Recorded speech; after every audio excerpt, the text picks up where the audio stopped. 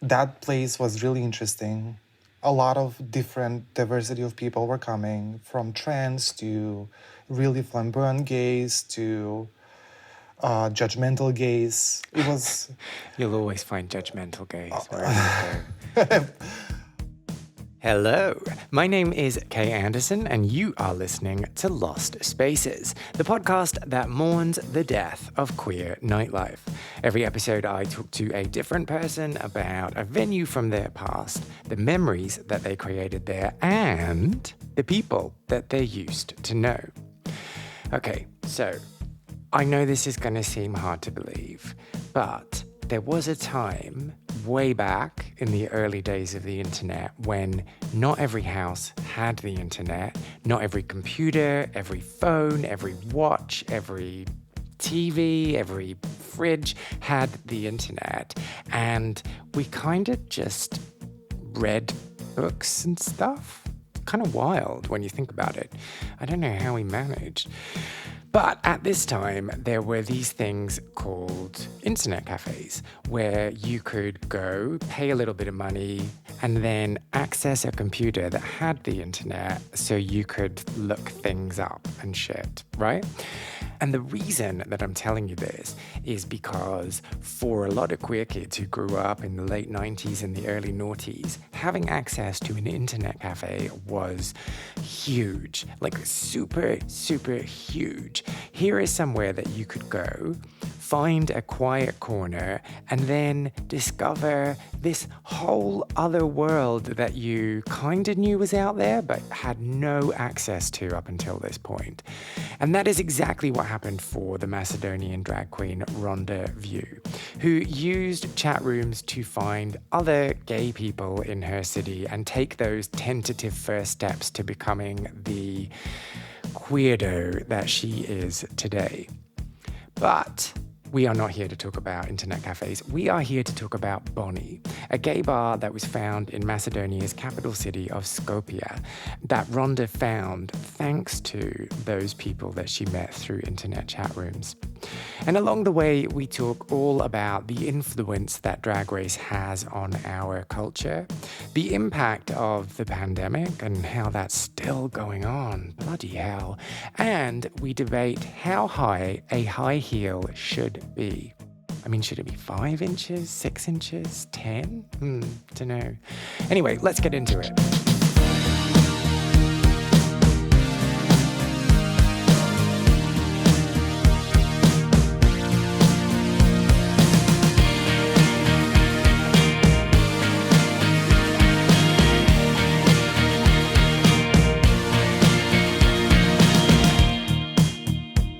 Had these inklings that you might not be heterosexual, and right. You went on ICQ and you looked up. That's right. Gay Macedonia. That's right. What was the plan? What was the plan? I didn't have a plan. I just went for it. And where was the computer? Was it in the living room? So the computer was not in the living room. First of all, I didn't have a computer at that time. Uh-huh. So they were having this internet cafes. Yes. And then you have all of these computers like lined up one next to another. Mm-hmm. And all of these people are, okay, now we do have this platform and we're using to communicate with other people. And you do usually go by nickname. Mm-hmm. And then I found out that you can send photos to people. And I was like trying to talk to girls and like meet them. And then email was introduced at that time. It was still at that like, mm-hmm. developing Macedonia in that internet era. Well, now it's like way, way out there, and I'm kind of happy that happened. I guess I just went for it, and it did lead me to a lot of opportunities. So sitting then in the internet cafe, right? Did you always pick a computer that was away from everyone else's eye line? Exactly. Exactly. I'm like, I don't want to open a porn website and look at something without being like noticed and judged. And oh wow, look at him, he's looking at pornos. And then people will start picking up on you.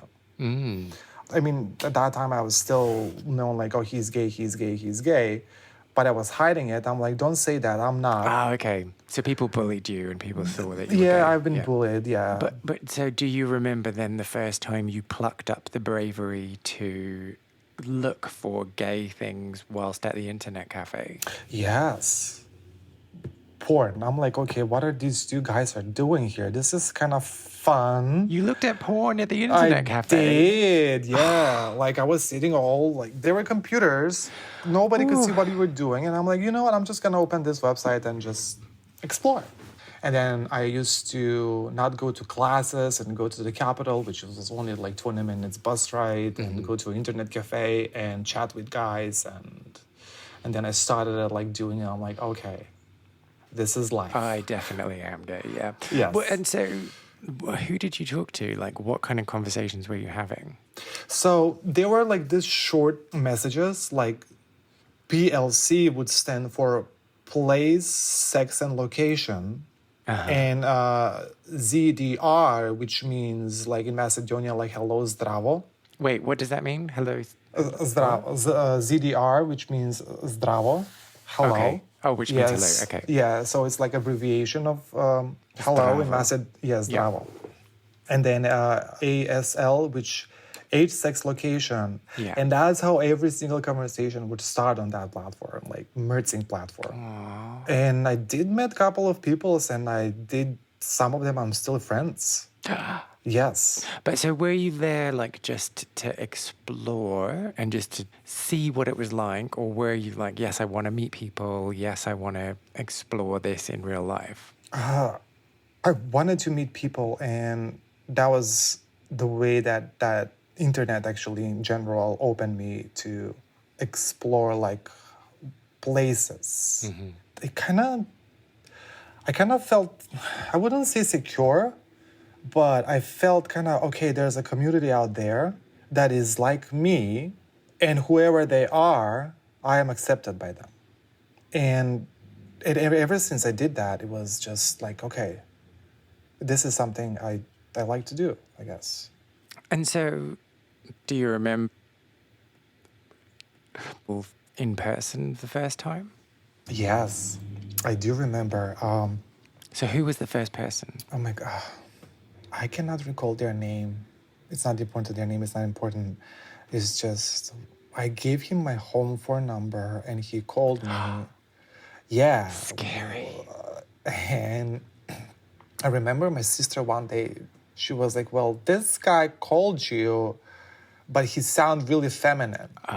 I'm like, oh, I know who it is. I don't know what I said at that time. I'm like, okay. So that was my first time like trying to set up a meeting and meet up with a guy. And who was he? Like, how much older was he? Or like, was he older? Was he the He same was age as older you? than me. He was older than me. Like, I would say he was like between 25 and 30. And I was third year of high school. So how old? That's 16, 17. Okay.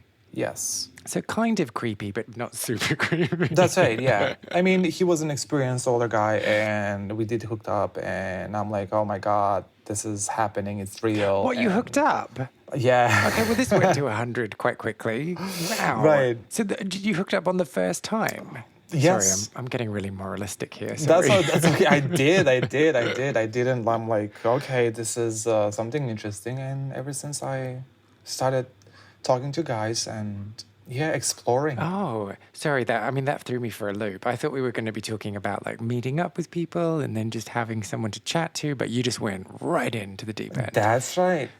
That's how we started a conversation. So it's, yeah, and but after that, I've learned, and I'm like, okay, you really need to talk to people first. And I mean, not always, Well, but like maybe at the beginning when you're just figuring that's it out. right. Yeah. I mean, we were talking. It's like, okay, just through phone and stuff like that. But And then, okay, so I'm assuming that the first time you were like, oh yeah, I do quite enjoy this. Maybe I want to try it a bit more. Did you meet other people following that? I did, yes, and I did started pouring around in Skopje, That could be the name of your autobiography. right? But okay, I'm reading too much into this, so correct me if I'm wrong. Does that mean that you didn't find a group of friends, you just found a group of people to sleep with? That's right. When I first started, I'm like, okay, I don't know if I'll be accepted, or it's just like these things that were going through my mind, like, okay, are you gonna be accepted with that group? And but eventually I did. and I become friends with some people. So why did that lead you to whore yourself out then? I don't know, I guess I was afraid. I was afraid people knowing my family and say, hey, listen, this guy's gay. So it was easier just to have those one-off That's right. interactions. It wasn't that long. It was just like for a couple of months until I figured it out. And then after that, when I met people, I'm like, okay, it's. But after like meeting a couple of people, started hanging out with them, and then I learned about this place that it was called Bonnie. It wasn't my first experience going into a gay club. There was another place it's still open. It's called Van Gogh, which was close to the Central Park in Skopje. And a friend of mine, like, why don't we hang out at Van Gogh? I'm like, sure, why not? And I remember first time when I got there and I saw all of these people and I got sick, like really sick. And I had to run to the bathroom. I'm like, oh my God, what if somebody sees me? I was so obsessed with somebody seeing me from my friends. But I just kind of got over that fear and started hanging out in that particular bar more often. Then I learned about Bonnie, and that place was really interesting. A lot of different diversity of people were coming, from trans to really flamboyant gays to judgmental gays. It was... You'll always find judgmental gays wherever you go. I guess that's also part of who we are. Being judgmental, we all have opinions, and it's okay to have an opinion. And we loved it. Sadly, the place a couple of years ago closed. So let's go back then to this first time that you ever went there. Who took you there? My friend. My friend took me to that place. He was like, okay, let's go. I'm like, sure, let's check it out. At first, I was hesitant. I'm like, I'm not hanging out at that place ever. Because of internalized homophobia, or... That's right. Okay. Everybody knows that place, and I don't want to get known about that. And I had this attitude. Still trying to be macho, that I like girls, but being really gay deep down in me. Okay. You didn't tell me this. Let me understand this. So you were having gay experiences, but you were telling the rest of the world that you were straight. Yeah. And were you having relationships with women? Yes. Actually, no. It was not a relationship. It was just a girlfriend. We would just go out with my friend in the local village, and they had these bars. And there was this girl that I used to make out with her. And that was it for a couple of months.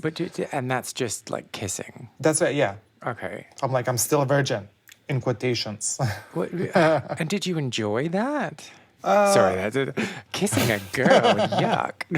I mean, I did at that time, and I was like proving myself, no, you're not gay. I was afraid of being gay in general. Oh, yes. That's interesting.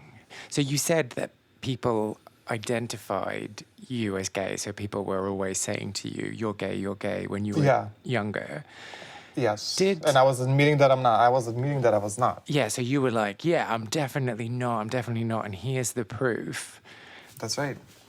I don't know what my question is. I just find that baffling. Like, how difficult was it to balance those two things in your brain? It was difficult. Having older siblings, and now my brother-in-law, and knowing like what they talk about gay people in general, and I was afraid of that. And even my father, and even my family, like, they would say, it's just, even if you are, don't say anything to anybody. People will laugh at you. Yuck. People will judge you. And I remember when I first came out as gay, I told my best friend Maria, and I was afraid to tell her that I am gay, but I took like all of this courage I had in me, and I told her. She just set the scene for me. How old were you? I was 17. Okay. Yeah, and 17. Where were you when you told her? I was at her place. We were having coffee and we were talking, and at that time I met this guy that I fell in love with. And I was crying, and I was so vulnerable, and she was my shoulder to cry on, and she would say like, who is this person? I'm like, I really love her, and I was so afraid to tell her, but one day I took like really this courage that I had, and I'm like, listen, it's not a female, it's a male, and I fell in love with him. And she was like, well, thank you for telling me, I'm not judging, and I still love you, whoever you are. It's just, you should have told me, like. And now, and ever since then, we became so close. We became best friends, and I'm still friends with her, even though I'm like, Hi, Maria. hi, Maria. So she accepted me. She really did. She didn't judge me about anything, and she would actually give me advices about like, hey, don't do this, don't do that. It's not nice. I'm like, okay. Oh, what were you doing that wasn't nice? Whoring around? Pretty much. And just like try to reach people and annoy them. And she was like, don't do that. It's not cute. I'm like, well, but I want to be with them. I want to see them next week. I want to see them tomorrow. Oh. She was like, well. Oh, so you were clingy. Yeah, I was a bit clingy, yes. And so coming out to Maria, did that give you the confidence to then come out to other people? It did, yes. She accepted me. So how long did it take you to come out to your family? Oh, I came out as gay in front of my family 2 years ago. Oh, okay. Yes. And I really had to come clean because I lost my mother in 2018. And after my mom passed away, I lost my late boyfriend here in America. And I'm like, I cannot do this. I need to tell the world who I am. Mm-hmm. So I posted a Facebook status, like updated it. And actually it did cost me my relationship with my middle sister. Oh. It's not like it costed me. It's just like I really had to come out clean. And she did not accept me who I am. And she told her kids, my niece and nephew, not to talk to me ever. So... I'm sorry. Yeah, it's part of life.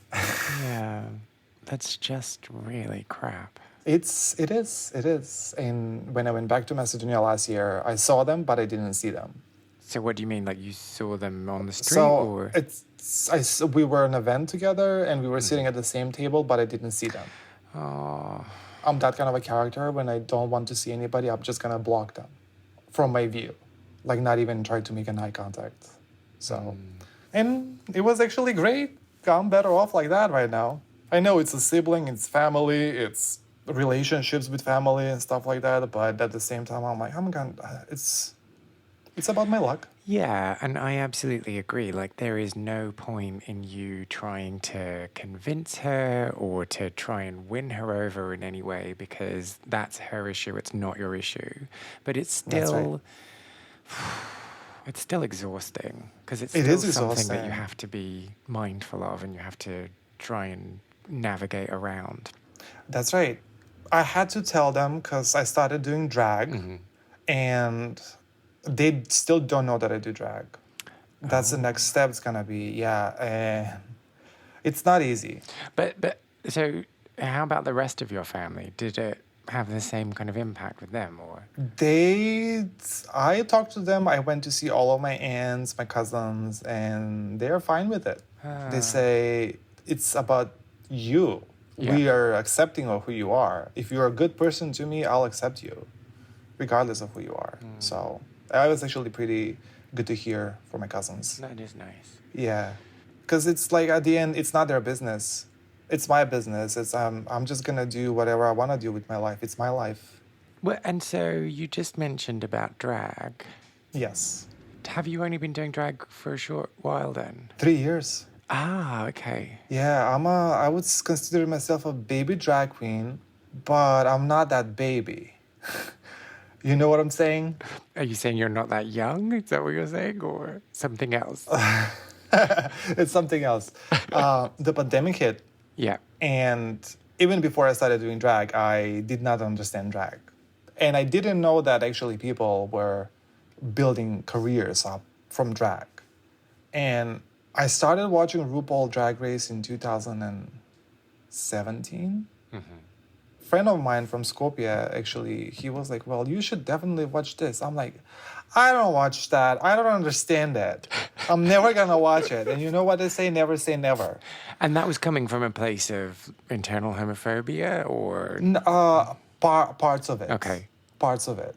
But when I met my partner and I started watching RuPaul's Drag Race, I'm like, okay, this is interesting. I've done it like one time, and I do like to wear heels. And I remember my friend from grad school, she is from Croatia, and she had those really cute ballroom dancing shoes.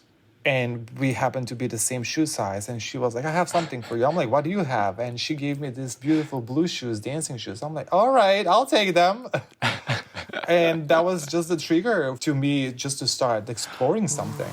Okay, so super simple question. How long did it take you to learn to walk in heels? I was natural, darling.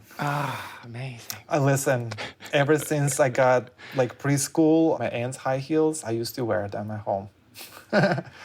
And put dresses and dance in high heels and dresses. So you just took that skill throughout your and life. I did, yeah.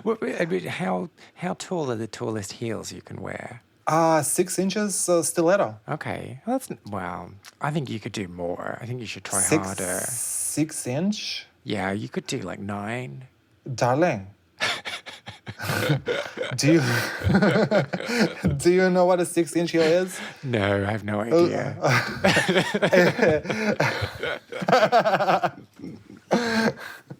But surely there's higher heights that you could be at. So England, is it with inches or imperial system, like metric, or? Well, we measure everything in centimeters apart from penises. Right. Interesting. So I don't know what we do about shoes. I've never looked So into shoes. that would be like, since 6 inch heel would be 13 centimeters, 14. Yeah, so that's not very big. You could do bigger than that. Oh my God.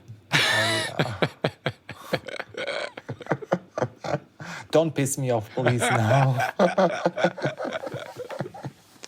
Okay, I'm sorry. 6 inches. You're brilliant. Yeah, no, in general, high heels. I do like to wear high heels. Yes, I do. 6 inch in, like, in American, it's a lot because it's a flap, like a stiletto, which is, that's really steep. And I don't have problem with finding shoes. It's pretty easy to find me some. I do have petite feet. I have to say that. Just put it out there. Put it on the record. Yeah, that's right. So then, shoes. Shoes were your gateway. Shoes were the thing that encouraged you to explore drag more. What was the next step? Makeup. Like, how do you put all of these things? Like, what does it go on your body? And what is actually drag? Ooh. Do we have enough time to answer that question? What exactly is drag? What is drag, yeah. A lot of people see drag as, okay, I'm just going to step on the stage and perform the shit out of the stage. It is that part of it, but also it's who you are. You have to be true to yourself. That's why I like heels. It wakes up the drag persona in me, the character that she lives in. You can be as crazy delusional as you can be, but you still have to be present. And what sells that is the drag persona. Like, that persona knows what she wants, like that she knows who she is. It's building a really character, like that exists, but also doesn't exist. You know what I'm saying? Yeah. So you said just before that you needed to be true to yourself. That's right. And I find that really interesting with drag because there are two people. There's you and there's your drag character. So when you're being true to yourself, who are you being true to? It's just when you express yourself. Like, you have to distinguish these two. You can make the jokes, you can make people laugh, you can say stupid thing, but at the same time, you have to be aware of your surroundings and what's happening. Because the intention is not to offend anybody. Oh, why not? Offend? Yeah. You can, if you're really that bold of a drag queen, but how people will perceive you. Will they perceive you as a bitch, or will they perceive you as a great performer? Yeah. Well, okay, and maybe I'm interpreting the word offend in a different way. Right. But, like, art should be pushing boundaries, right? Right. It should. It is. Insecurities also play a big role here. I have an insecurity. Nobody's perfect. And doing drag and standing on the stage, it's something that really takes really big balls just to stand there and just be who you are. I'm still learning, and drag is not overnight thing. Drag takes years. But that's what I'm saying. That's the super interesting thing, that like you have to stand there and be yourself, but you're not being yourself whilst you're standing there. That's where the delusion part comes in. Oh, okay. I'm plenty delusional. I can get to this. Exactly. There you go. There you go.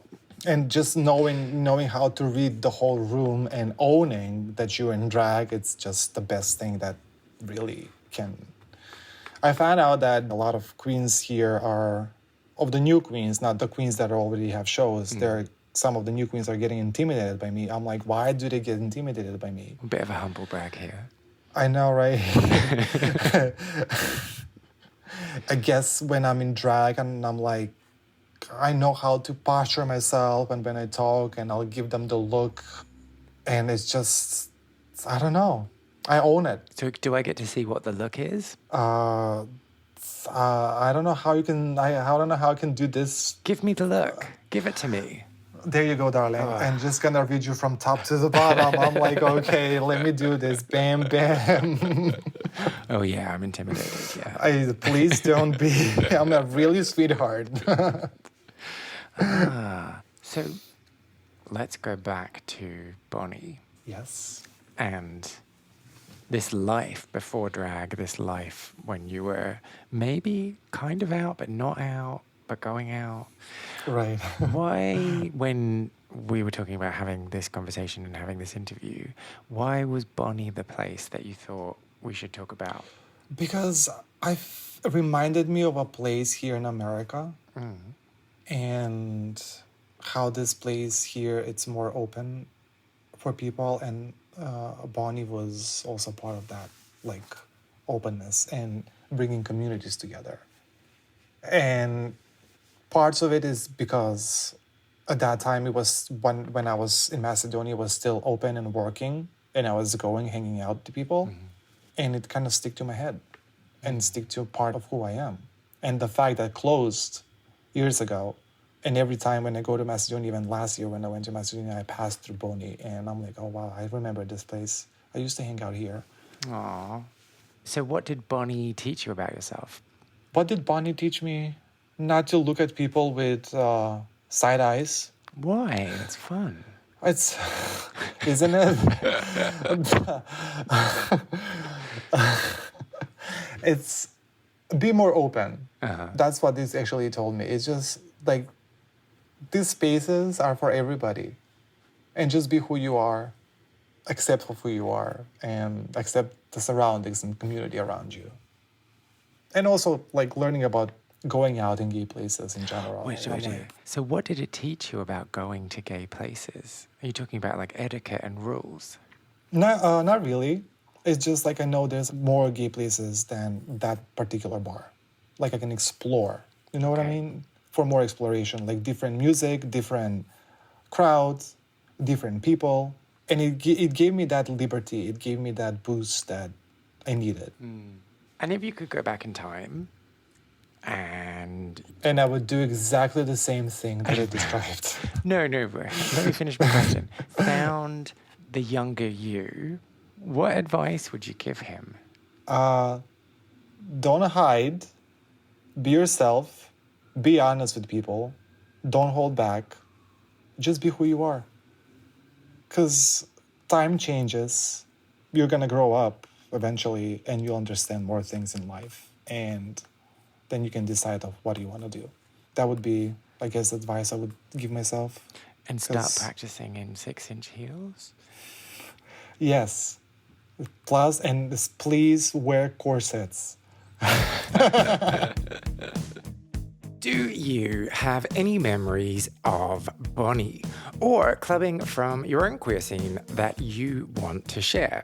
Well, if you do, I would love to hear a little bit more, so why not get in touch? I want to create the biggest online record of people's memories and stories of queer clubbing, but I need your help. Go to lostspacespodcast.com and find the section Share a Lost Space to tell me all about what it is you got up to. You can also find me on Facebook, Instagram, and Twitter, where my handle is Lost Spaces Pod. Whilst you're there, find out more about Ronda by following her on Instagram at miss.rondavu, RONDAVU. And if you couldn't keep up with my fast spelling there, don't worry, the address is in the show notes for this episode. If you enjoyed this episode, I would really appreciate if you subscribed, left a review on your podcast platform, or just told other people who you think might be interested in giving it a little listen too. My name is Kay Anderson, and you have been listening to Lost Spaces.